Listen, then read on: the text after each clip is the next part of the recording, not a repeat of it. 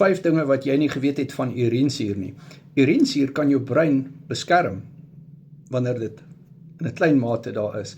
Maar urinesuur in 'n hoë mate kan jou brein beskadig. Jy kan begin ly aan vaskulêre demensie. Daarom moet ons jou urinesuurvlakke afkry.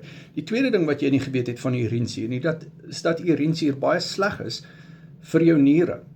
Jy wil dit afbestuur. Die derde ding is dat rooi vleis nie die sonnebok is vir urinesuur nie. Dit is nie. Fruktose is die grootste sonnebok van hoë vlakke van urinesuur.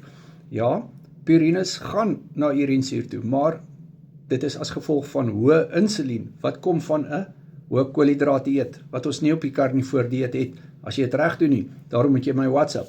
Die vierde ding wat jy nie weet van urinesuur nie, is dat urinesuur eers gaan opgaan en dan gaan afgaan, wanneer jy in ketose ingaan, wanneer jy aanvanklik die karnivoor dieet begin.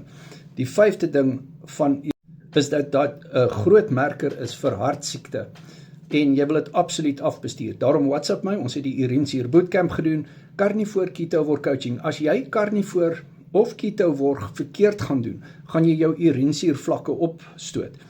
En daar's baie maniere om karnivoor verkeerd te doen, ek sien dit elke dag. WhatsApp my nommer is in die bio, doen 'n coaching sessie met my op WhatsApp video call, en ek stap op pad van accountability met jou.